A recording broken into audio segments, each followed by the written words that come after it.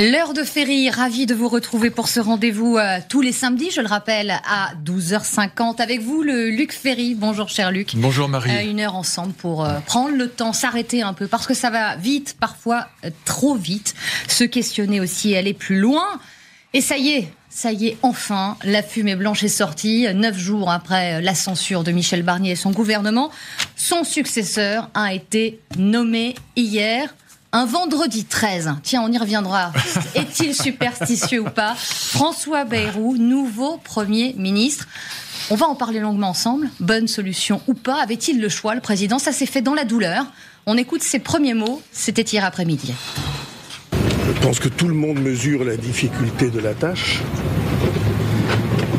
Et je pense aussi que tout le monde se dit qu'il y a un chemin à trouver, qui réunissent les gens au lieu de les diviser. Et ça tombe bien parce que c'est aujourd'hui l'anniversaire de la naissance d'Henri IV, sur qui j'ai beaucoup écrit. Et j'ai beaucoup écrit parce que je pense que la réconciliation est nécessaire. La réconciliation est nécessaire. Cher Luc, François Bayrou, il faut qu'on s'arrête quand même sur l'homme. 73 ans, le même âge que Michel Barnier. Et que moi. On est tous les deux de 51. Faut-il voir un signe? Est-ce que c'est un bon choix du président de la République et avait-il un autre choix? Écoutez, je vais dire peu importe. Moi, je lui souhaite bon vent à mon vieux camarade. Je lui souhaite bon vent. Il a des atouts, en tout cas. Il n'est pas blackboulé d'entrée de jeu par le Rassemblement national parce qu'il a adoubé Marine Le Pen quand elle était candidate. Et il a d'ailleurs très bien fait de le faire. C'était il l'a adoubé. Il a été plutôt aimable après son réquisitoire, trouvant que le réquisitoire dans son procès était trop dur. Il lui a donné son parrainage. Bien sûr. Et je pense que c'était un geste républicain tout à fait défendable. Donc là-dessus, moi, personnellement, je ne le critiquerai pas. Donc c'est un très gros avantage dans la situation actuelle. Je pense que tout le monde l'a compris. Il peut parler à tout le monde. Bon, soyons clairs, il est vraiment détesté à droite à cause de la droite l'accuse de trahison parce qu'il a appelé à voter pour Ségolène Royal et puis ensuite pour François Hollande contre Nicolas Sarkozy. Bon, donc il est très fâché avec Nicolas Sarkozy. Bon, mais néanmoins, c'est quelqu'un qui peut parler à tout le monde. Alors là aussi, il y a un avantage, Bayrou, c'est qu'il vient du monde paysan. Moi, je l'ai connu quand il venait de ce monde paysan. Son père est mort d'un accident de tracteur. C'est d'ailleurs à ce moment-là que nous nous sommes rencontrés, donc il y a très très longtemps. Et on venait tous les deux de la campagne. On avait ce point commun. On avait tous les deux réussi, si je puis dire, à franchir les barrières parisiennes grâce à l'agrégation. Donc on avait, c'est comme ça. Sans oublier ces montagnes et ces Pyrénées. Bien sûr, je me souviens d'avoir sillonné avec lui la vallée d'Aspe avec Jean Lassalle pour essayer de voir où en étaient les ours des Pyrénées. Enfin, tout ça c'est une vieille histoire entre nous. Donc maintenant, on n'est pas fâchés, mais on ne se parle plus depuis qu'il est devenu macronien et moi pas. Mais c'est quelqu'un qui n'est pas un débutant en politique, c'est le moins qu'on puisse dire, et qui saura parler avec tout le monde par ailleurs. Et ce qui est très important, c'est que dans le monde paysan est aux portes, si je puis dire, de Matignon aujourd'hui, parce que les aides qui étaient prévues par le budget de Barnier ont été annulées en même temps que le budget, et ça, Bayrou sera consensuel là-dessus, parce que tout le monde est pour. Mercosur également. Sur le Mercosur, sur les aides aux paysans, personne ne s'opposera à lui. Il a aussi un projet de financement des partis politiques qui éviterait aux partis politiques de faire appel aux banques. Personne ne s'opposera à lui là-dessus. Donc il a un certain nombre d'atouts dans sa manche, si puis dire, qui lui permettront de faire des propositions qui seront consensuelles, je dirais, de LFI jusqu'au RN. Ouais. Très bien. Maintenant, soyons sérieux. De LFI jusqu'au RN, bien sûr. Sur le monde paysan, la LFI s'opposera pas. Oui. Sur le financement des partis politiques sans faire appel aux banques privées, je vois pas pourquoi la LFI qui est d'extrême gauche s'y opposerait. Tout le monde peut se mettre d'accord sur ces points-là. Donc je pense qu'il a un certain nombre de projets possibles avant d'attaquer le dur qui permettront de donner l'illusion qu'on réforme la France alors qu'en vérité on réforme rien du tout. Pourquoi je vous dis ça? C'est pas pour être négatif, c'est pour être sérieux. C'est pas la même chose. À partir du moment où on a 3 250 milliards d'euros de dette et qu'on n'a pas de majorité à l'Assemblée ni à l'Élysée, notre président de la République est archi minoritaire. 80% des Français sont contre lui aujourd'hui. Mais à l'Assemblée nationale, Bayrou n'aura pas du tout de majorité absolue. Par conséquent, les réformes courageuses qui seraient nécessaires pour assainir le budget de l'État et relancer la France en Europe, il ne pourra pas les faire. Et même s'il était génial, et même si c'était n'importe qui d'autre, ce serait pareil. Donc je ne le dis pas contre lui, je le dis parce que c'est la vérité, tout simplement. Sans majorité absolue aujourd'hui au Parlement, vous ne pouvez rien faire de courageux. Parce que sur les questions difficiles, notamment les questions budgétaires et les questions économiques, il y aura toujours ou sur la retraite, il y aura une alliance entre LFI et le RN, ce qui fait que Bayrou ne pourra pas y toucher. Alors il est très bon pour ça, parce que Bayrou est quelqu'un qui a une conscience aiguë depuis toujours, c'est d'ailleurs ce qu'on lui a reproché à l'Éducation nationale, de ce qui est faisable et de ce qui n'est pas faisable, de ce qui supposerait du courage. La droite lui reproche toujours de ne pas être courageux. Bon, je ne vais pas revenir là-dessus, tout le monde le sait. Et donc Bayrou, il sait exactement jusqu'où il peut aller trop loin, et à partir de quand il risquera la motion de censure. Donc il n'y aura pas de censure avec Bayrou, parce qu'il ne se mettra jamais dans la situation d'avoir à être censuré. Vous mouillez un peu quand même. Ah non, j'en suis certain. Et on sortira le placard à je vous prends tous les paris que vous voulez. On va revenir, justement. D'ailleurs, si Barnier avait voulu, il aurait évité la censure. Oui. Il aurait très bien pu l'éviter. Qui est peut-être pas très bien pris, ce que fera sans doute autrement François Bayrou. Juste, on va revenir. Donc la France continuera à décliner, pour être clair. Mais parce que faute d'assainir le budget de l'État et de réindustrialiser la France et de retrouver une place en Europe, on continue à s'effondrer. Donc je suis pas du tout dans l'optimisme. Je dis simplement, là, c'est pas de la faute de Bayrou. N'ayant pas de majorité absolue, rien de courageux n'est faisable. On va voir ce qu'ont dit les uns et les autres. On évoquait la réaction du Rassemblement national. Oui. On s'attardera aussi sur celle du Parti socialiste et de ce que cela peut ouvrir. Juste, j'aimerais revenir avec vous sur cette matinée de vendredi. Vendredi 13. Ça a très mal démarré, très mal démarré. Oui. On sait, selon des informations précises, qu'il a d'abord été question que ce ne serait pas François Bayrou. Oui. Des heures passent et finalement, la fumée blanche sort et ce sera lui, le président du MoDem. Oui. Qu'est-ce que cela dit de la situation du président de la République? Pourquoi cette tergiversation? Comment analyser et voir cela? Écoutez, là, je pense que tout le monde est d'accord, même les courtisans les plus obséquieux reconnaissent que la dissolution a été la pire connerie qu'on puisse faire de toute l'histoire de la République française. Bon. Oui, là-dessus on s'accorde. Et donc on en paye le prix. Encore une fois, je vais pas radoter, mais faute de majorité absolue à l'Assemblée, rien n'est faisable. Mais sans dissolution, Macron pouvait avoir la majorité absolue à l'Assemblée. S'il mettait un gaulliste historique à Matignon, il avait la majorité à l'Assemblée. Il aurait mis Gérard Larcher ou il aurait mis un gaulliste historique, peu importe lequel. Je vais pas citer des noms, mais il avait la majorité absolue. Il pouvait continuer à travailler et la France ne perdait pas. Regardez ce qui se passe avec Madame von der Leyen sur le Mercosur. La France gardait sa position de force en Europe. Là, on a tout perdu à cause de Macron. Le pays est anxieux, il est abîmé par son président, et Macron a fait la plus grosse bêtise qu'on pouvait faire de... Alors, moi, à chaque fois, j'entends, je lisais encore là dans le Figaro magazine, quelqu'un qui l'a défendu pendant des années, puis qui aujourd'hui lui rentre dedans, et donc, et qui dit, il est intelligent, mais à un moment où, vous savez, Jésus disait, on reconnaît l'arbre à ses fruits. Il y a un moment où l'arbre ne produit que des fruits pourris, c'est que l'arbre n'est pas bon. Vous dites, et vous signez un éditorial dans le Figaro cette semaine, un pays anxieux, abîmé par son président. Vous sentez cette anxiété? Bien sûr, très forte. Bien sûr, à la fois des Français, je dirais, du peuple vieille manière, si je puis dire. Anxieux ou lassé? Non, anxieux aussi quand même. Je pense, et puis grande anxiété des entreprises. Vous savez, les philosophes font depuis toujours une différence entre la peur et l'anxiété. La peur, c'est quand il y a un danger imminent. Je sais pas, moi, vous croisez un ours dans la forêt, et voilà, votre voiture dérape, le mur est là. Bon, un bandit rentre chez vous et vous menace avec un revolver. Vous avez peur. Bon, mais l'anxiété ou l'angoisse, c'est pas la même chose. C'est un poison lent, un poison diffus. C'est pas un danger imminent, mais c'est ce que les psychanalystes appellent une angoisse planante, c'est-à-dire ce sentiment d'oppression, mais sans que le danger soit imminent. Et c'est ça que ressentent aujourd'hui les Français, mais aussi les chefs d'entreprise, on est en plein déclin. Voilà, on est en plein déclin. Et donc, à cause du président de la République, à cause de ses bêtises. Pour ça, moi, quand on me dit qu'il est intelligent, je dis, il y a un moment où quand quelqu'un ne fait que des bêtises, il y a un moment où je ne crois pas qu'il soit si intelligent que ça. Voilà. Et donc là, on aligne les bêtises et donc on les paye très cher. Et ça, c'est pas de la faute de Bayrou. Lui, il va faire ce qu'il peut. Et encore une fois, je lui souhaite bon vent. Mais il n'a pas les moyens de faire des réformes courageuses qui seraient vitales pour la France aujourd'hui. Ce qui est certain, c'est que ses peut-être futurs partenaires ou alliés de circonstance, je pense au Parti socialiste, qui permettrait peut-être de ne pas censurer ce gouvernement, ont tout de suite écrit au Premier ministre François Bayrou.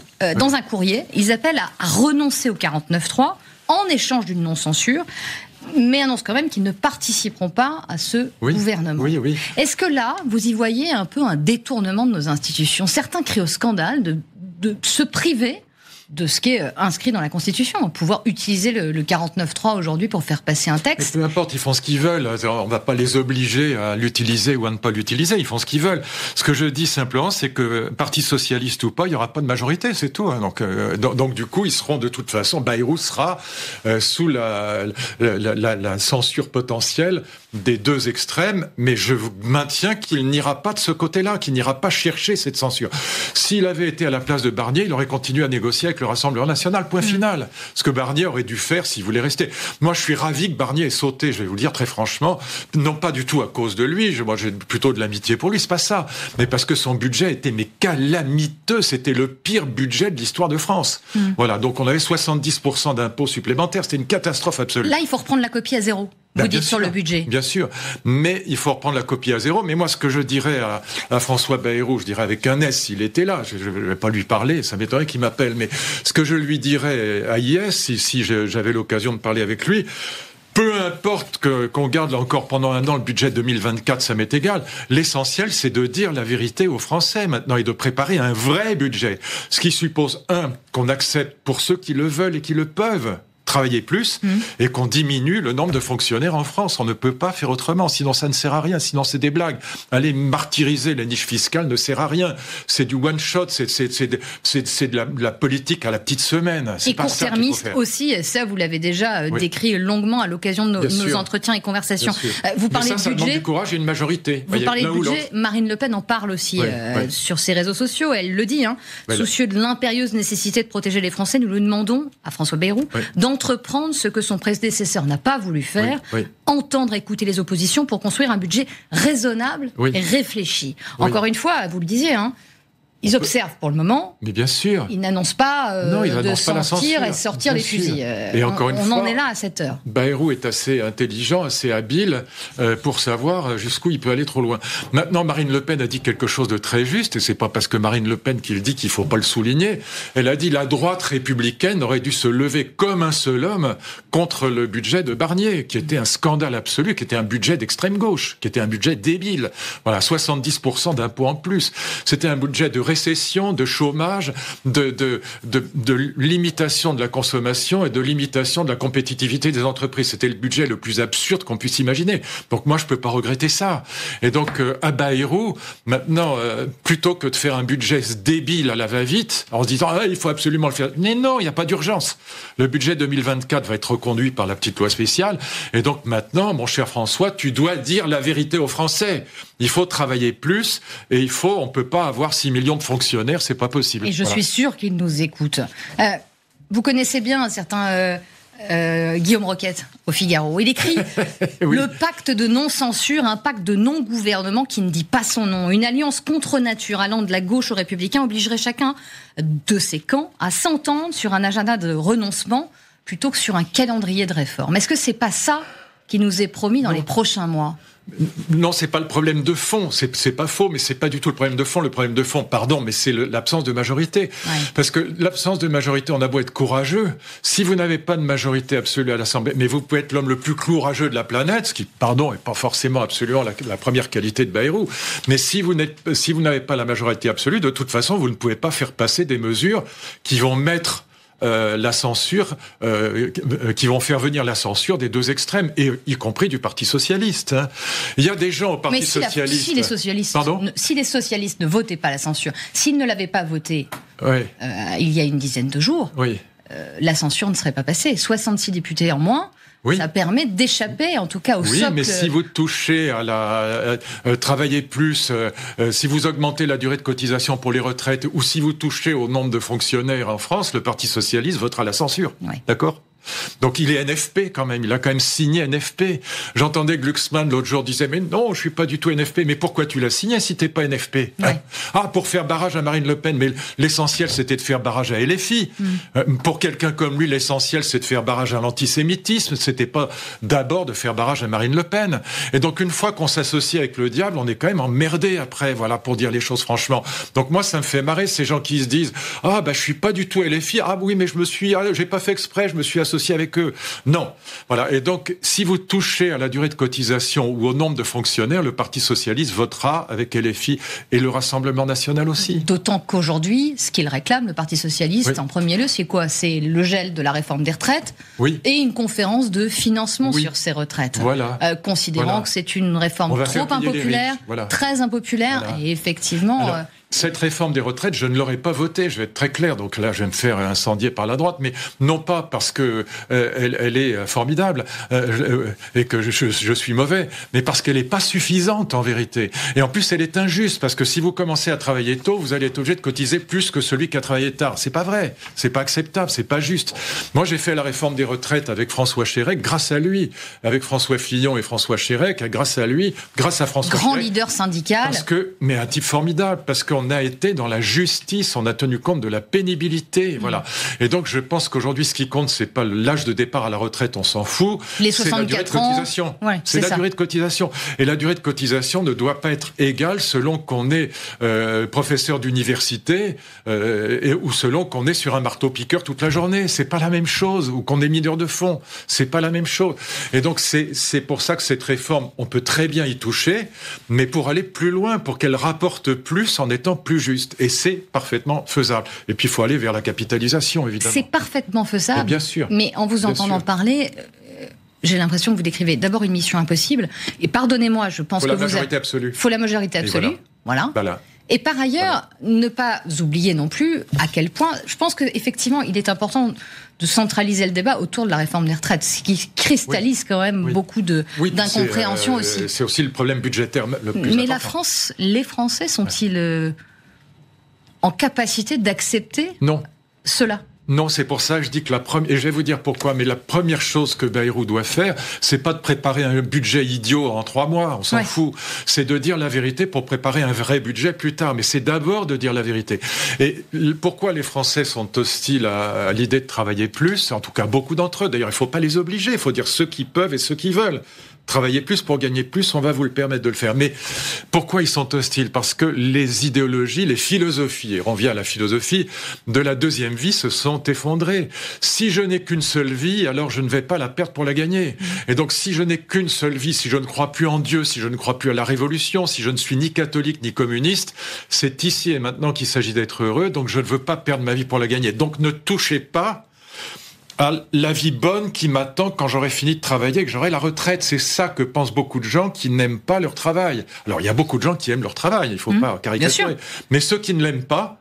Ou en tout cas qui le trouvent pénible. Trop pénible, voilà. Trop dur. Qui ne le font que pour gagner leur vie, comme on dit, et qui se disent « je suis en train de perdre ma vie pour la gagner », alors ne rallongez pas ma durée de travail, c'est ça qu'ils pensent. Et ceux-là, il faut les écouter. Voyez. Donc moi, si j'étais au gouvernement ministre des Affaires sociales, c'est de ça que je m'occuperais, c'est de faire une réforme des retraites qui gagne plus et qui soit plus juste en même temps. Et c'est faisable. Et je rajouterais la capitalisation, évidemment. Mais ça, c'est tout à fait faisable. Mais ça suppose qu'on prépare les choses et que Bayrou ait le courage de dire la vérité. C'est ça qu'il doit faire d'abord et avant tout. Et vous dites aussi de manière très intéressante, il n'y a pas d'urgence. Non, il n'y a pas d'urgence. La loi spéciale va être votée la semaine prochaine. Mais bien sûr. Et on peut continuer comme cela. Mieux vaut faire une super bonne réforme dans 2 ans qu'une mauvaise en 3 mois. Pardon de dire des banalités, mais c'est une évidence. Et c'est ce que Barnier n'avait pas du tout compris. Il a été tétanisé d'angoisse à l'idée il faut absolument faire un budget. Mais non, il n'y a aucune urgence. La preuve, c'est qu'on remet le budget 2024 et que personne n'est mort. Et il n'y a pas de shutdown. Personne n'a été tué. Donc Barnier est passé complètement complètement à côté de son sujet, pardon de le dire, parce que c'est quelqu'un d'estimable par ailleurs, mais il est passé complètement à côté. Il n'a pas compris qu'il n'y avait aucune urgence à faire un budget idiot, et qu'en revanche, il y avait urgence à dire la vérité aux Français. C'est ce que Bayrou doit faire. Et Bayrou, moi je vous le parie, il n'y aura pas de censure, parce qu'il n'ira jamais là où il serait censuré. Parce qu'il n'est pas idiot. Donc c'est quoi ? Ça serait une série de renoncements ? Oui. C'est bien ça. sûr. Mais, sauf sur les sujets où il peut faire, c'est-à-dire aider les agriculteurs, et ça c'est bien, changer le système de financement des partis politiques, pourquoi pas, aller vers la proportionnelle, mais là, tout dépend de quelle proportionnelle, parce qu'il y en a 50 sortes, il y en a des très nuisibles, il y en a des bonnes. Sur des sujets comme ça, il peut essayer de mobiliser le Parlement, parce que là-dessus, le Parlement peut travailler, et sans faire de motion de censure. Mais s'il touche à la question du travail, des retraites, etc., mais il le fera pas. Le Parlement, justement, c'est intéressant que vous y veniez. On est quasiment 6 mois après ces législatives anticipées, après la dissolution. Est-ce que vous constatez une forme d'échec du retour à ce parlementarisme ? L'échec, encore une fois, c'est celui de la dissolution. Voilà. C'est ça. Mais bien sûr, mais on revient toujours à l'erreur fondamentale. Au fond, Macron a accumulé toutes les erreurs possibles et imaginables. C'est-à-dire 1 000 milliards d'euros de dette et en plus une dissolution débile. Donc franchement, je suis désolé, on juge l'arbre à ses fruits. Moi, voilà. Et donc tout part de là. C'est-à-dire qu'on a moi, quand il a été élu, je vous l'ai dit, j'ai dit on a mis un gamin à l'Élysée, on va le payer cher. Il n'a pas le niveau. Simplement, il faut être honnête. Il n'a pas le niveau, ce garçon. Il serait peut-être très intelligent comme banquier chez Rothschild, j'en sais rien, mais pas comme président de la République, c'est pas le même métier. Et donc il fallait pas mettre ce gamin à l'Élysée, je suis désolé, là, aujourd'hui tout le monde le voit. Ça, je vous tiens maître de vos propos, mais je sais, vous êtes obligé de dire ça. Mais même Alain Minc, qui l'a soutenu pendant je sais pas combien de temps, est obligé de le dire. Voilà. Sur le parlementarisme... Moi, je l'ai dit tout de suite, pardon, j'ai pas attendu. Une tribune très intéressante de Nicolas Rousselier dans Le Monde, qui disait et qui écrit que le Parlement a besoin d'être repensé comme une institution en mouvement, capable de prendre en charge son besoin d'amélioration constante de ses procédures, comme ce serait le cas pour le management de toute grande entreprise. Est-ce qu'on a besoin de changer les choses ? Est-ce qu'on a besoin de faire bouger tout cela ? Non, je pense, j'allais vous dire très franchement, ce dont on a besoin, c'est d'avoir un système électoral qui nous oblige à construire des majorités, pas faire semblant de l'avoir. Quand Macron est élu, la vérité, c'est qu'il n'est pas majoritaire dans le pays. Si vous regardez le premier tour, il a 8,5 millions de voix sur 47 millions d'électeurs. Il n'est pas majoritaire. Au deuxième tour, il y a Marine Le Pen en face. Mais si vous tenez compte de tout le système électoral, l'abstention, les votes blancs et les votes négatifs qui ne vont vers Macron que parce que Marine Le Pen est en face, il n'a pas de majorité réelle. Et donc, dans notre système majoritaire, on fait semblant d'avoir une majorité, mais on l'a pas. Parce qu'on vote, finalement, contre. Mais ça fait combien de fois, Marie, qu'on vote contre ? Combien de gens ont voté contre Sarkozy, contre Hollande, contre Le Pen, etc. Et c'est ce qui alimente aussi la colère grandissante et la désaffection des Français pour la politique. Et c'est plus que de la colère, c'est le sentiment que ça ne sert à rien, c'est encore pire que la colère. Bon. Et donc, moi, je suis pour un système électoral à l'allemande qui oblige à construire des majorités. Une fois qu'elle est construite, cette majorité, vous l'avez vraiment. Elle est solide.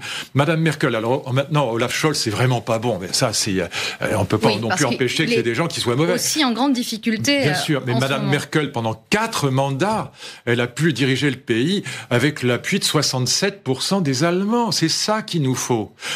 Et là, c'est pas de la faute ni de Bayrou, ni à la limite même de Macron, mais quelqu'un qui n'est pas majoritaire en France, qui est ultra minoritaire en France, ne peut pas réformer le pays. C'est pas possible. Donc il faut qu'on change de système électoral. Et moi, si j'étais à la place de Macron ou de Bayrou, je nommerais un Pascal Perrineau, un vrai spécialiste des questions électorales. Moi, je suis agrégé de sciences... Michel Barnier avait mandaté et missionné. Pour faire justement une commission sur la proportionnelle. Voilà. Eh bien, qui nous disent quels sont les systèmes de proportionnelle, parce que je pense que 99% des parlementaires et des ministres ne savent même pas eux-mêmes quel système ils choisiraient. Voyez, parce que c'est très compliqué, il faut faire tourner la machine pour voir quels effets ça donne. Et Dieu sait que je déteste les commissions, les comités Théodule, les conventions citoyennes et toutes ces âneries, mais là, on a besoin de savoir où on va et d'avoir un système qui nous permette, dans la situation actuelle de 6 courants politiques qui se détestent entre eux, et non pas 2 blocs, comme du temps où le système majoritaire était pertinent, d'avoir un système qui oblige nos dirigeants à construire des majorités de gouvernement. Et on peut très bien imaginer qu'un LR, un Gérard Larcher ou un Xavier Bertrand puissent travailler avec un Cazeneuve ou avec un Védrine ou avec un Manuel Valls, etc. Et même, je vais dire quelque chose d'abominable, si mon ami Dany était là, il me tuerait, mais même avec Madame Lavalette ou avec Sébastien Chenu, voilà. C'est sûr que je pense que ça ferait hurler Daniel Cohn-Bendit sur ce point. Oui, mais il a tort, parce que ces gens-là sont des gens aussi qui représentent 11 millions de Français et qu'on doit écouter, et avec lesquels on pourrait travailler. Peut-être entretenir une culture de compromis qui est absolument absence de nos débats publics aujourd'hui. Voilà. Et ce qui est génial dans le système allemand, que je connais évidemment bien pour avoir fait mes études là-bas et avoir suivi depuis, c'est que ça oblige au compromis. C'est ça qui ne va pas. Là, c'est le contraire du compromis, c'est le régime des partis aujourd'hui. Or, ce qui est dingue, c'est que tous mes amis gaullistes, pro, système majoritaire, ont toujours dit, mais c'est ça qui va nous éviter le système des partis. Mais on est en plein dedans. On a dans le pire du pire. On est dans la 4e République aujourd'hui. Ouais, cher Luc, on fait une courte pause. Et on parle d'autre chose. Et on parle d'autre chose, mais pas vraiment non plus. Bon. On s'interrogera sur le libéralisme. La France est-elle libérale ? Est-ce une bonne chose ou pas ? Bon, on verra. Qu'est-ce que c'est que le libéralisme ? On reste ensemble. À tout de suite sur LCI. Retour dans l'heure de Ferry, cher Luc, avec une question qu'on se pose en ce samedi, qui découle aussi de notre situation politique. La France est-elle libérale ? D'abord, avec vous, j'ai la chance de vous avoir sous la main. Alors, d'abord, c'est quoi le libéralisme ? Comment vous le définiriez ? Si je devais définir le libéralisme, je dirais simplement que c'est un système d'économie libérale, donc d'économie privée, d'entreprise privée, un système de marché, mais encadré par un état de droit qui est caractérisé par une déclaration des droits de l'homme. Parce que les déclarations des droits de l'homme, ce sont des limites à l'intervention de l'État. Donc, vous voyez, le lien avec le libéralisme, c'est que les droits de l'homme limitent l'État. Par exemple, on n'a pas le droit d'aller arrêter quelqu'un à n'importe quelle heure du jour. Il n'y a pas de lettre de cachet, c'est fini en France. Bon. Donc, on n'a pas le droit de faire l'État n'a pas le droit de faire un certain nombre de choses. Il est limité dans son action vers la société civile. Donc c'est un système de libre entreprise encadré par un état de droit qui limite l'action de l'État et qui encadre l'action de l'État au nom de la justice et des droits de l'homme. Les droits de l'homme, c'est le fondamental de l'affaire. Mais il y a des courants très divers du libéralisme. C'est très éparpillé. Alors, chacun peut un peu y trouver... Oui et non, parce qu'il n'y a pas de libéralisme sans liberté d'entreprise, déjà. Il n'y a pas de libéralisme sans déclaration des droits de l'homme. Maintenant, là où il y a une différence, c'est que nous, contrairement aux anglo-saxons, et c'est l'essentiel, nous sommes fondamentalement anti-libéraux parce que nous sommes républicains. Et ça, l'idée républicaine en France, la laïcité républicaine, c'est unique au monde. Nous sommes le seul pays à avoir cette vision, qui est un héritage de la Révolution française, du républicanisme, de la laïcité républicaine. Et fondamentalement, cette vision républicaine est, dans de très nombreux cas, hostile au libéralisme anglo-saxon. Et ça, je vous donne tout de suite un exemple ou deux pour qu'on se comprenne. Par exemple, pour un libéral anglo-saxon, les signes religieux à l'école, ça doit être autorisé. Pour un républicain, ça doit être absolument interdit. Et ça, c'est très français. C'est complètement français. C'est notre culture. On est les seuls au monde. Seul au monde. Pour un libéral anglo-saxon, le bon modèle de la loi, c'est la jurisprudence. C'est une loi qui vient d'en bas, de la société civile, qui va vers le haut et que l'État consacre. Pour un républicain, le bon modèle juridique, c'est le Code Napoléon, qui essaye, en partant de la loi, de prévoir les cas particuliers. Qui est la référence sur laquelle... c'est tout l'héritage français, tout le droit français et tout le droit est opposé au droit anglo-saxon de ce point de vue. Il y a très peu de jurisprudence en France. Mais je pense qu'on pose la question à un Français, et d'où des libérales, il associe ça forcément à l'économie. C'est une erreur ? C'est-à-dire il faut qu'il y ait la libre entreprise, il faut qu'il y ait l'économie. Mais le problème, c'est les limites de l'intervention de l'État. Et nous, alors c'est le troisième point qu'on peut évoquer. Vous avez là 2 textes, si je peux me permettre, de mon côté vieux professeur, de vous donner un conseil de lecture si vous n'avez pas ça. Il faut absolument lire La fable des abeilles de Mandeville. La fable des abeilles de Mandeville, c'est la charte du libéralisme anglo-saxon. Ça, c'est le modèle libéral à l'État chimiquement pur. Et La fable des abeilles de Mandeville, le sous-titre, c'est vice privé, non pas vertu publique, comme on dit dans la traduction française qui est fausse, mais avantage public, bénéfice public. En anglais, c'est bénéfice public. Ça veut dire quoi? Ça veut dire que Mandeville décrit une société dans laquelle chacun, notamment les chefs d'entreprise et les familles, ne pensent égoïstement qu'à l'intérêt privé, et c'est le modèle de Newton, la physique de Newton, et la résultante de ces petits égoïsmes forme l'intérêt général, bien commun, bénéfice public. Voilà. Et puis il raconte comment une abeille vertueuse va demander à ce que tout le monde devienne vertueux. Il demande à Jupiter d'un coup de baguette magique de faire que toutes les abeilles de la ruche deviennent parfaitement vertueuses. Et la ruche meurt. Parce que si tout le monde devient vertueux, eh bien, on va distribuer son argent à tout le monde, mais on cherchera plus à gagner de l'argent, donc on fera plus vivre les tisserands, les drapiers, les bijoutiers, les fabricants de meubles, etc. Et donc là, c'est une allégorie très drôle en même temps que... Et qui explicite parfaitement finalement au final ce qu'est... Ce que c'est la main visible. Voilà, c'est Mandeville, c'est Adam Smith avant la lettre. Alors qu'un petit peu plus tard, 80 ans après, il faut absolument lire les textes de Robespierre sur le gouvernement de la vertu, dans lequel Robespierre dit la société civile, c'est que des fripons. Il les appelle fripons. Il dit fripons, c'est le mot qu'il utilise sans arrêt. Il dit voilà, heureusement que l'État, qui représente le bien commun, est là pour museler la société civile et pour la rendre vertueuse. Et ça, c'est justement dans la fable des abeilles, c'est la ruche qui va mourir. Voilà. Et ça, malgré tout, même si on n'est plus robespierriste, on a cet héritage de l'étatisme robespierriste, de la révolution jacobin, comme on dit, qui vient de la Révolution française, avec cette idée que la société civile est corrompue parce qu'elle vise toujours les intérêts particuliers, ce qui est vrai. Que ce soit la famille ou l'entreprise, elle vise les intérêts particuliers. Mais ce que les anglo-saxons comprennent, c'est que ces intérêts particuliers, il faut, quand ils se développent, ça fournit la richesse de la société, et pour partager les richesses, il faut d'abord les produire. Pour ça que je suis gaulliste. Voilà. C'est pour ça que vous êtes gaulliste. Mais je reviens à ma question initiale. Oui. La France, donc, est-elle libérale? Non. Et est-ce qu'il est exact de dire que pour une partie des Français, le libéralisme fait aujourd'hui figure de repoussoir? Oui. Comment s'expliquer cette répulsion? Oui. Écoutez, vous prenez la LFI, vous prenez le RN, ils sont très antilibéraux, ils sont très étatistes et ils considèrent que le bien commun, c'est l'intérêt général, ça n'est que l'État, ça peut pas être la société civile. Mais les socialistes, c'est pareil. Regardez le discours de Hollande, je n'aime pas les riches. Il le dit 2 fois, je n'aime pas les riches, j'en conviens. Et mon ennemi, c'est la finance. Voilà. Et donc, alors que la finance sert aussi à financer, comme son nom l'indique, des projets industriels. Et puis moi, je me souviens de Chirac, j'ai pas révélé un secret impossible. Il disait toujours, les libéraux sont des cons. Il le disait comme ça. Il était toujours fleuri. Voilà, toujours fleuri, Chirac. Et il pensait bien sûr à Madelin, qui pourtant n'est pas un con, c'est pas le problème. Mais il détestait le libéralisme. La tradition gaulliste, cette tradition-là gaulliste était très peu libérale. De Gaulle était quand même un libéral, c'est pour ça que moi je l'aime beaucoup, parce que il voulait reconstruire la France. Et puis De Gaulle avait compris encore une fois que pour partager les richesses, il faut d'abord les produire. Voilà. En fond, De Gaulle était aussi social-démocrate d'une certaine manière. Voilà. Et c'est pour ça qu'entre gaullistes et sociaux-démocrates, on peut travailler ensemble. On peut s'entendre. Juste sur la gauche, il y a quand même une gauche qui se revendique et qui se veut libérale sur certains sujets sociétaux. Elle est très minoritaire. Comme sur le mariage pour tous ou la procréation médicalement assistée.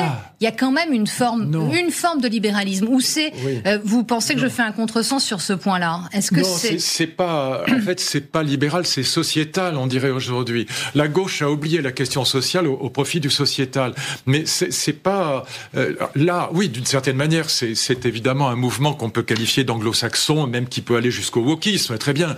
Mais, c'est pas, justement, c'est à ce moment-là que la gauche a trahi la gauche d'une certaine manière. C'est pas la gauche communiste, c'est pas la gauche Chevènement, c'est au fond la gauche Rocard, si vous voulez, qui se reconnaît dans c'est la deuxième gauche, comme disait Chevènement, bon, ou comme disait Manuel Valls, d'une certaine manière, bon.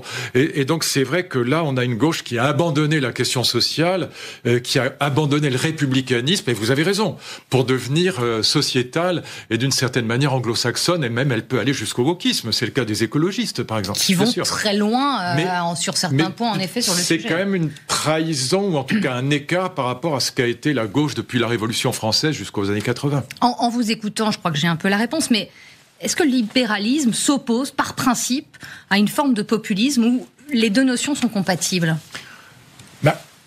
Le grand problème, puisque vous posez la question de la compatibilité, pour moi, il est là. C'est surtout de ne pas choisir entre le modèle anglo-saxon et le modèle républicain, qui, encore une fois, sur les points que je viens d'évoquer, s'oppose complètement. J'aurais pu dire sur l'école, le libéral est pédago, le républicain est pour revenir aux fondamentaux, bon, et à l'enseignement traditionnel. Le républicain, c'est Chevènement, le libéral, c'est Rocard. Bon, si on veut prendre des gens de gauche, et pour aller dans votre sens. Mais le libéral est moderne ou pas ?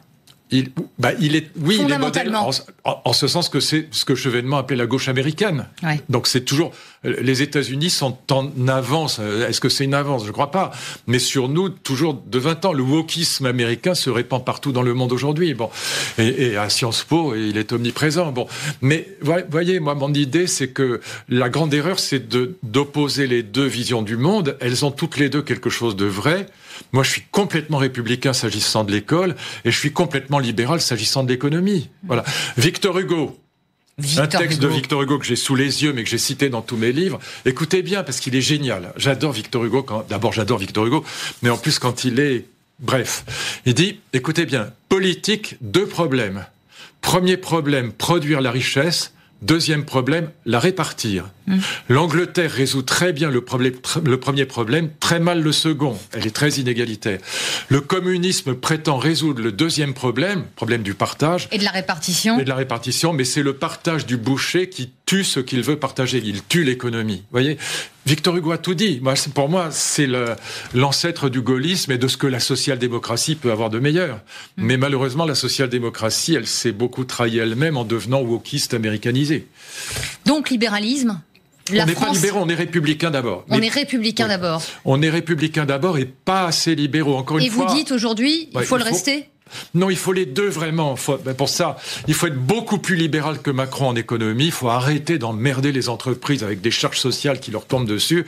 Donc il faut alléger les charges des entreprises si on veut qu'elles créent des emplois et qu'on retrouve une industrialisation. Et en même temps, sur l'école et sur le régalien et sur l'immigration, il faut être totalement républicain et beaucoup plus dur que ne l'est Macron. Voilà, donc je pense qu'il a tort sur les 2 points. Luc Ferry, à ce moment de l'émission, on en parlait ensemble, on la prépare ensemble aussi cette émission, on échange tout au long de la semaine. On travaille avant. On travaille avant, évidemment, ça il faut que le téléspectateur le sache, on est sérieux. Parce que ça vous tenait aussi à cœur et à moi aussi. Oui. On est à quoi ? Quelques jours de Noël, une dizaine de jours. Revenons sur... ce que certains critiquent comme le fait d'une commercialisation, d'une fête religieuse. Tout est devenu cadeau, argent, on ne pense qu'à... et finalement... est très souvent évoqué le fait de savoir combien les Français vont dépenser à Noël, oubliant peut-être l'essentiel. C'est un débat que j'ai envie d'avoir avec vous parce que oui, Noël est une fête religieuse, et on entend, vous écrivez, les vertueux se déchaîner contre ces fêtes, les grands magasins symboles de la consommation débridée. Ont-ils raison ou Non, ils ont tort. Ils ont tort. Voilà. Bon, vous êtes allé trop vite, on va pas s'arrêter là. Oui, je pourrais m'arrêter là. Non, je pense qu'en amour, si vous voulez, Noël est une fête de l'amour. C'est la fête d'Agapé, d'abord et avant tout. Donc cette conception chrétienne de l'amour qui laisse l'autre exister et qui peut aller jusqu'au pardon de l'ennemi pour aller vite. Donc c'est une philosophie de l'amour que je trouve absolument grandiose et qui, entre parenthèses, vient du Lévitique 18-19. Jamais oublier que Jésus est un rabbin. C'est le rabbin de Nazareth, c'est un grand juif d'abord et avant tout, il connaît sa tradition, donc il y a aussi une philosophie de l'amour que chez les juifs que évidemment Jésus reprend. Donc Agapé, c'est une fête de l'amour, et je vais vous dire, en amour il y a que des preuves d'amour, les mots ne comptent pas autant que les preuves, et donc le cadeau. Vous l'avez souvent répété, mais bien sûr, vrai. Et c'est la fête du cadeau. Alors il faut savoir que Noël et le phagocytage le 25 décembre autour du IVe siècle, d'une fête qui était une fête païenne qui s'appelait Sol Invictus. Le soleil a vaincu. Fête qui était omniprésente dans la Rome antique. On s'offrait déjà des cadeaux. Déjà. Et qu'est-ce que ça veut dire Sol Invictus ? C'est au moment où les jours vont recommencer à s'allonger, donc après le solstice d'hiver, quand les jours recommencent à s'allonger, ça veut dire que le soleil a gagné la partie contre l'hiver. Parce qu'on pensait, qu'on avait peur à Rome, dans le monde romain, que le soleil ne soit vaincu par l'hiver, que le dieu soleil Hélios tombe. Et qu'il ne réapparaisse jamais. Qu'il ne réapparaisse jamais. Et donc Sol Invictus, c'était une fête extraordinaire de joie parce qu'on voyait que les jours se rallongeaient et donc que le soleil avait gagné. Et très intelligemment, l'Église a toujours phagocyté des fêtes païennes. Ça lui permettait d'avoir déjà les gens qui étaient là et donc de remplacer des fêtes païennes par des fêtes chrétiennes. C'est le cas pour Pâques, qui était une fête juive, Pessa, et c'est le cas pour Noël, c'est le cas aussi pour la Toussaint, pour toutes les grandes fêtes. Et donc, des formidables commerciaux, pardon, à l'Église qui nous regarde, mais c'est vrai qu'ils ça a bien marché, ils sont 2 milliards aujourd'hui. Mais c'est génial comme idée de phagocyter les fêtes païennes. Et c'était une fête déjà où on échangeait des cadeaux parce qu'on était heureux. Et donc je trouve que se moquer des cadeaux est bête parce que c'est la vraie preuve d'amour. Et puis en plus, attendez, quand on voit les yeux des enfants sous le sapin quand ils ouvrent les cadeaux, c'est quand même, c'est quand même les plus beaux moments de l'année. Mais vous dites et vous écrivez « Opprobre et déploration anticapitaliste sont de rigueur à ces moments de l'année ». Parce qu'encore une fois, est-ce que c'est devenu simplement une fête commerciale ? Non, c'est une fête de l'amour. C'est vraiment la fête de l'amour et c'est la fête des enfants aussi, voilà. Et c'est la fête où, justement, on prend sur soi, nous tous, hein, parce que quelquefois, on a besoin d'argent et on va quand même choisir un cadeau très beau, donc quand même cher, et donc on va limiter son propre égoïsme pour faire plaisir à quelqu'un. Donc c'est quand même ça le cadeau. C'est aussi, après tout, c'est de l'argent qu'on pourrait utiliser pour soi aussi. Quelquefois, on aurait envie de l'utiliser, on aurait envie d'acheter pour soi quelque chose. Non, on va préférer limiter son égoïsme et acheter quelque chose, dépenser son argent, non pas pour soi, mais pour faire plaisir à l'autre. Donc c'est vraiment une fête de l'amour. Et encore une fois, en amour, il n'y a que des preuves d'amour. Les mots, c'est bien, mais c'est pas toujours suffisant. Et ça passe aussi par cela. Ça passe aussi, c'est pas de sentiments médiocres. Agapète, non, c'est pas médiocre. Alors que ça booste la consommation, mais tant mieux, si en plus ça peut aider un peu cette économie qui est en berne, tant mieux. Quand vous dites que les passions quotidiennes ne soient pas grandioses, j'en conviens volontiers, mais curieusement, je n'arrive pas à me convaincre qu'elles soient aussi funestes qu'on le prétend. Mais bien sûr qu'en famille on est égoïste. Écoutez, moi j'aime mes enfants plus que les vôtres, et vous les vôtres plus que les miens, ou votre famille plus que la mienne, mais c'est normal. Mais en même temps, on le sait tous les deux. On sait très bien que c'est normal qu'on aime les siens plus que les autres. Mais on sait très bien que c'est pareil en face. Et donc, du coup, on voit bien que cet égoïsme-là, en fait, c'est un universalisme. L'amour est universel. Voilà. Et bien sûr que j'aime mieux mes enfants que n'importe quel autre enfant. Mais en même temps, comme je sais que tout le monde a le même réflexe, si je puis dire, et la même passion amoureuse pour ses enfants, on est paradoxalement dans un égoïsme universel. Alors à ceux qui déplorent tout cela, vous dites quoi ? Rageux et arrêtez 3 secondes le jour de Noël d'être bêtement anticapitaliste. Une parenthèse, s'il vous plaît, c'est ça ? C'est voilà, un pitié, appel. Le 25 décembre, foutez-nous la paix et les fistes. À ce moment de l'émission, peut-être un peu plus longuement, cher Luc, j'aimerais qu'on s'arrête sur une image. Une photo ne suffirait pas à décrire ce qu'il se passe dans le pays, en Syrie. Regardez ce jeune homme et sa maman libérés des geôles d'une prison syrienne.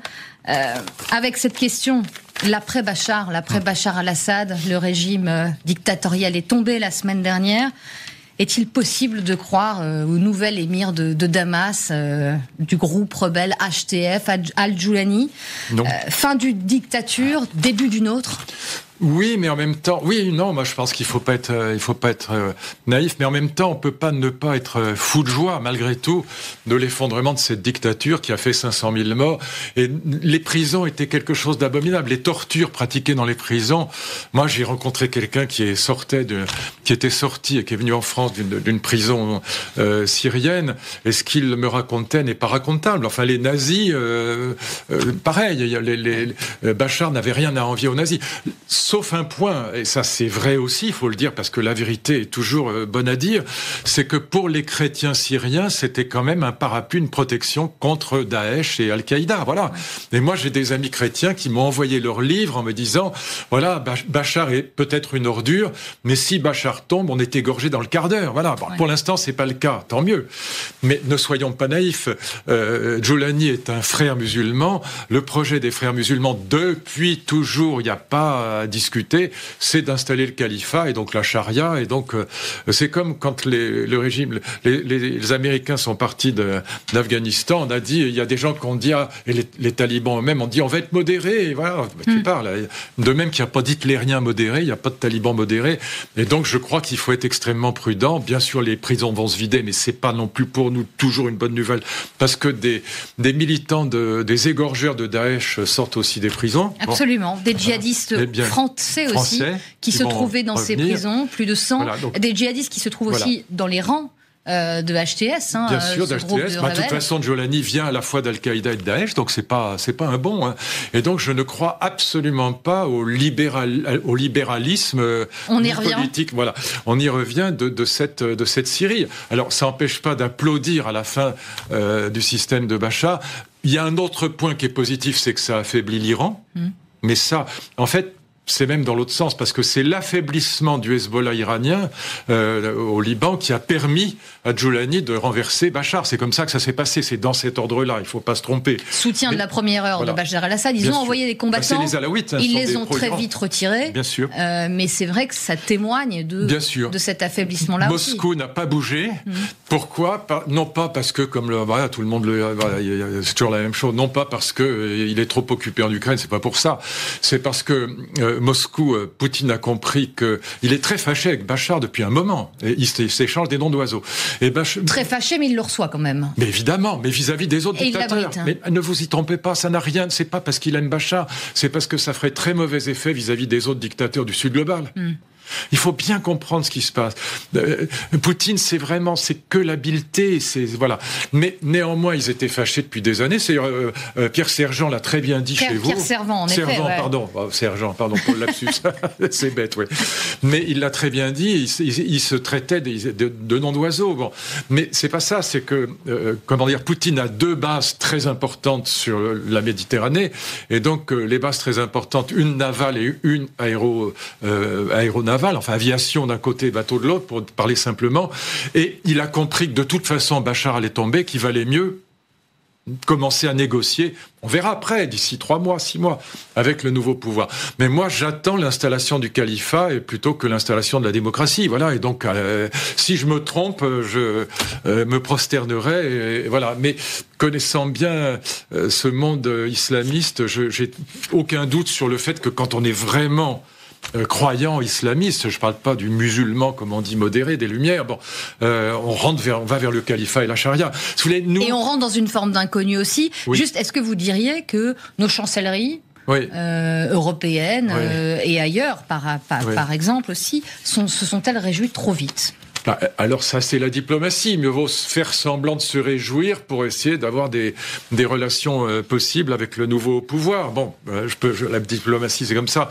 Mais vous savez, on se trompe, nous, Français et Européens, parce que nous avons un rapport à la religion qui est un rapport libre, individualiste. Tous mes amis catholiques, toute ma famille est catholique, moi pas, mais peu importe. Mais je vois, ils choisissent dans la religion catholique ce qui leur va et ils rejettent ce qui leur va pas. Par exemple, ils considèrent que les procréations médicalement assistées, c'est tout à fait licite. Alors pour l'Église, c'est un péché mortel. Ils considèrent que, après tout, être homosexuel, c'est parfaitement légitime, alors que c'est un péché mortel pour l'Église. Pareil pour l'avortement. Voilà. Dans les familles catholiques, s'il faut avorter, on avorte. Et alors que c'est un péché mortel. Voilà. Donc ça veut dire quoi ? Ce que je dis, c'est pas pour être désagréable avec les catholiques. Moi, j'ai une grande admiration, une immense admiration pour Jésus. C'est pas ça. Et pour la pensée catholique, chrétienne d'une manière générale plutôt d'ailleurs. Mais c'est parce que aujourd'hui, dans un pays individualiste et libre, on choisit ce qu'on veut dans la religion, mais c'est pas la même chose dans une théocratie islamiste. Ouais. C'est le contraire. Et nos reporters sur le terrain se sont notamment rendus à Idlib, qui était l'un des fiefs. Oui. Et ils ont pu constater, certes, des privations de liberté, en tout cas toutes les femmes pour l'instant, c'est calme. Portent le voile, mais elles n'ont pas l'air contraintes. Et pour l'instant, en effet, c'est calme. Oui, mais vous avez des Kurdes, vous avez des chrétiens, vous avez les Alaouites, qui sont pro-iraniens. Multitude de communautés. Ces 3 communautés-là elle tremble de peur aujourd'hui, elle se demande ce qui va se passer, vous voyez. Et donc, moi, mes amis chrétiens là-bas, ils tremblent de peur. Donc, je ne sais pas. Il faut jamais insulter l'avenir, mais ne pas être naïf, c'est quand même très important, parce que quand quelqu'un est vraiment religieux, islamiste jusqu'au bout des ongles, que c'est un frère musulman, son projet, c'est la charia, c'est le califat, c'est pas la peine de tourner autour du pot. Quand on a parlé de talibans modérés, je hurlais de rire. Ouais. Vous avez vu ce qui se passe en Afghanistan. Et à chaque fois, on s'est trompé. Depuis le printemps arabe, on se trompe à tous les coups. Et comment ne pas se tromper aujourd'hui ? Ça, c'est effectivement c'est pas, une question fondamentale. Il y a peut-être un point positif, mais pas pour les Syriens. Enfin, si, pour les Syriens, de toute façon, le fait que les prisons s'ouvrent et que Bachar tombe, c'est positif. Pas la peine de tourner autour du pot, c'est vrai. Mais c'est que les Américains et les Russes se retirent de Syrie et que, au fond, voilà, si Jolani installe un califat, ce sera chez lui. Voilà. Bon, mais pour les Syriens, bon, c'est sûr que ça peut pas être pire que le régime de Bachar, qui est une horreur absolue, mais ce sera quand même une théocratie avec tout ce qu'implique une théocratie islamiste, frères musulmans. Voilà, c'est pas la joie pour les femmes, c'est pas la joie pour les chrétiens, c'est pas la joie pour les Kurdes, etc. Et c'est pas la joie pour les athées ou les êtres libres, c'est pas la joie non plus. Donc voilà, bon, il faut un dernier point juste peut-être avec vous sur ce que fait Israël et comment réagit Israël. Ah ben ils en ont profité. Hein. Ils en ont profité, ils se sont installés dans la zone tampon du Golan, ils ont massivement frappé la Russie, arguant du fait qu'ils tapaient des caches d'armes de Bachar pour ne pas que les rebelles puissent les avoir en leur possession. Et ils restent sur cette zone tampon. La communauté internationale demande qu'ils se retirent de cette... C'est illégal, c'est illégal. Au point de vue du droit international, mais bon, Israël ne s'est jamais embarrassé de ça. Et donc, pour l'instant, ils veulent évidemment... Ils ont affaibli le Hezbollah, donc l'Iran, ça va avec. Et maintenant, ils veulent affaiblir l'armée syrienne. Et donc ça, ils en profitent à toute vitesse. C'est de bonne guerre, c'est le cas de le dire. Vous dites c'est de bonne guerre. Évidemment, et bien vous sûr. Pensez qu'aujourd'hui... Ils ont raison. Attends, du point de vue d'Israël, c'est... Vous savez... Israël est menacé de mort maintenant, il faut être clair, la survie d'Israël est at stake, on dirait en anglais, elle est là, donc c'est tout petit, c'est 9,5 millions d'habitants, c'est rien Israël, et donc il ne vit pour l'instant encore que par la force de son armée, de sa puissance régionale. Bon, mais ça ne peut pas durer éternellement, donc tant qu'ils peuvent affaiblir les voisins potentiellement hostiles, et s'il s'installe une théocratie en Syrie, ce sera pas favorable à Israël, même si ça fait décliner l'Iran. Vous voyez, c'est compliqué, mais globalement, ce sera quand même pas à terme favorable à Israël. Et donc, ils en profitent pour affaiblir le plus possible, continuer à affaiblir leurs ennemis, ce qui est... Quitte à franchir toutes les limites du droit international, comme ils l'ont régulièrement. Ils l'ont fait depuis toujours. Hein. Ouais. Ouais. Donc ils n'ont jamais été embarrassés par le droit international quand il s'agit de la survie d'Israël. Et ça, on peut pas, c'est difficile. Enfin si, on peut leur reprocher du point de vue du droit international et de l'ONU, mais du point de vue de la survie d'Israël et de la défense de ce pays démocratique, on peut certainement pas le leur reprocher. Bachar al-Assad, selon vous, sera-t-il un jour jugé par la justice internationale ? Faut-il le souhaiter ? Non, je vois pas. Je l'imagine pas aller faire un voyage en Californie ou en Israël. Oui. Voilà, je pense pas plus que Poutine. Bon, pas partie de ses projets. Non. Je pense pas. Je pense qu'il va rester tranquille dans une espèce de prison dorée en Russie. Et puis voilà, c'est tout. Mais sa vie est finie d'une certaine manière. Bon, mais c'est vrai que c'est quand même incroyable le niveau de cruauté, de torture et de saloperie que ce pays a connu. Donc on peut pas, encore une fois, j'ai beau dire faites attention à ce qui vient, on ne peut pas ne pas être heureux de voir une dictature tomber. C'est toujours, on applaudit quand même et de voir ces malheureux qui sortent de prison, mon Dieu, mais quand on les voit sortir... Mais dont certains étaient emmurés, qui ne voyaient pas la lumière du jour depuis des mois, voire des années. Voilà, et puis fouettés, tapés, battus, insultés, humiliés, enfin bon, et puis tués. Tués par 100 000 sont morts dans les prisons, à ce que je lisais, je crois que c'est potentiellement vrai. Bon, donc non, on applaudit quand même des deux mains et des deux pieds, voilà, mais c'est pas une raison pour être naïf sur ce qui se profile à l'horizon, c'est-à-dire un califat et la charia. C'est jamais une très bonne nouvelle pour la région, mais aussi pour les Kurdes, encore une fois, et pour les femmes en particulier. Oui. Sans être naïf, le mot de la fin, il faut peut-être discuter avec eux ? De toute façon, oui, mais... comment dire, si on pouvait faire en sorte, voilà, je vais dire ça comme ça, si on pouvait réussir ce qu'on a raté avec l'Algérie, Voilà. Qu'est-ce qu'on a raté avec l'Algérie? Moi, j'y suis allé, je crois que c'était en 85. J'ai rencontré Saïd Saadi, Haït Ahmed, donc les partis kabyles. Mais voilà, on n'a pas assez soutenu ces partis démocratiques. On les a pas soutenus. Et là, si on peut soutenir les Kurdes, si on peut soutenir les chrétiens, si on peut soutenir les communautés qui peuvent avoir un poids pour contrebalancer la possibilité du califat, c'est ce qu'il faut faire. Donc c'est pour ça qu'il faut garder le lien avec la Syrie, qui par ailleurs est un pays... c'est quand même un pays grec et chrétien à l'origine. Quand vous allez là-bas, le pays est magnifique. C'est extraordinaire. Quand vous allez à Palmyre, moi j'y suis allé à Palmyre avant la destruction par Daesh et Al-Qaïda. C'est voilà, vous trouvez en Syrie des ruines chrétiennes partout et des ruines grecques partout. Donc il y a une communauté chrétienne qui est encore très forte en Syrie. Donc je dirais que le rôle de l'Europe, ce serait de soutenir ces communautés pour essayer de faire en sorte que le régime ne bascule pas tout de suite dans un régime de Mollah ou de taliban. Voilà. Avec une question majeure aussi en écho à cela. Mais je n'ai pas d'illusion. Est-elle en capacité de le faire, là aussi il ne faut pas non pour plus l'instant, l'Europe ne sera en capacité de rien tant qu'elle n'écoutera pas le rapport Draghi et qu'elle n'investira pas 1000 milliards d'euros dans l'innovation pour retrouver sa performance industrielle qui est toujours ce qui permet de garder la performance, si je puis dire, civilisationnelle. Vous voyez, parce que les deux vont ensemble. Et pour l'instant, l'Europe est en déclin. Le rapport Draghi est très juste. Et donc, tant qu'on n'aura pas un vrai investissement industriel dans la troisième révolution, l'innovation, l'IA, etc., on continuera à décliner. Et pour l'instant, c'est pas la France qui peut être leader sur ce sujet-là. Nous, on s'est ridiculisé dans le monde entier avec cette dissolution. Donc cette voie française pour vous aujourd'hui. Pour l'instant, mais rien n'est perdu. Mais simplement, il faut se débarrasser des gens qui sont pas bons. C'est tout. Il faut mettre des gens bien à la place. Une forme de grand pragmatisme avec vous, cher Luc. Merci beaucoup. Merci L'heure à de vous, Ferry, c'est terminé. Une petite pause pendant les congés de Noël et puis on se retrouve à la rentrée. Merci beaucoup. Avec joie. Merci, L'heure de Ferry, c'est terminé. LCI Midi Week-end se poursuit. À tout de suite sur LCI.